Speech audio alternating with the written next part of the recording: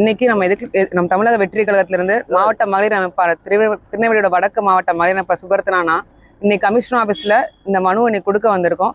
பொன்ராஜ் வெள்ளச்சாமி அப்படின்றவர் வந்துட்டு எங்களுடைய மகளிர் தமிழக வெற்றி கழகத்துக்கு அனைத்து மகளிரை பற்றியும் ரொம்ப அவதூறாக பேசியிருக்காரு. டிஎம்கேவோட கைக்கூலி அவரை மாதிரி திரும்ப எங்களுக்கு பேச தெரியாமல் இல்லை. ஆனால் எங்களுடைய தலைவர், எங்களுடைய அண்ணன், எங்கள் வீட்டில் ஒருத்தர் அவர் எங்களுக்கு சொல்லி கொடுத்தது என்னன்னா, சரியான வழியில் நேர்மையான வழியில் நம்ம போய் அவர் மேலே போய் புகார் கொடுப்போம்னு தான் சொல்லியிருக்காரு. திரும்ப எங்களுக்கும் பேச தெரியாமலாம் இல்லை. ஆனால் அது ஒரு நல்ல முன் உதாரணமாவோ இல்லை முன் எடுத்துக்காட்டாவோ இனி வர இளைஞர்களுக்கோ இனி வர சோசியல் மீடியாவுக்கோ அது இருக்காது. ஸோ சட்டத்தில் தான் நாங்கள் நம்புறோமே தவிர்த்து வேற யாரையும் நாங்கள் நம்பலை.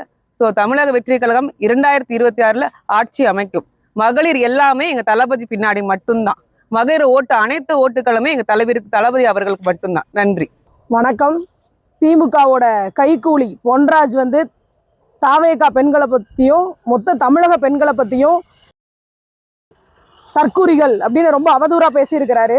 அவருடைய வார்த்தைகள் அருவருக்கத்தக்கது. ஒரு கழிப்பறை இல்லாமல் ஒரு பெண் கொலை செய்யப்படுறாங்க. தினம் தினம் ஒரு பெண் பாலியல் பலாத்காரத்தால் கொல்லப்பட்டு இருக்காங்க. சிறுமிகள்ல இருந்து வயசானவங்க வரைக்கும் இந்த சமுதாயத்தில் பெண்கள் வாழ முடியல. அப்படி நடந்துகிட்டு இருக்க சூழ்நிலையில இதே ஆளுங்கட்சியான திமுகவோட ஸ்டாலினோட கைக்கூலி இந்த பொன்ராஜ் பெண்களை, அதுவும் தாவேகா பெண்களை இவ்வளவு அவதூறா பேசியிருக்கிறது மிகவும் மிகவும் கண்டிக்கத்தக்கது. அவர் மன்னிப்பு கேட்கணும். இல்லைன்னா நாங்கள் தொடர்ந்து போராட்டத்தில் ஈடுபடுவோம். அதுக்காக இன்னைக்கு திருநெல்வேலி மாவட்டம் சார்பாக கமிஷனர் ஆஃபீஸில் பொன்ராஜை பற்றி கம்ப்ளைண்ட் கொடுக்கறதுக்காக வந்திருக்கோம்.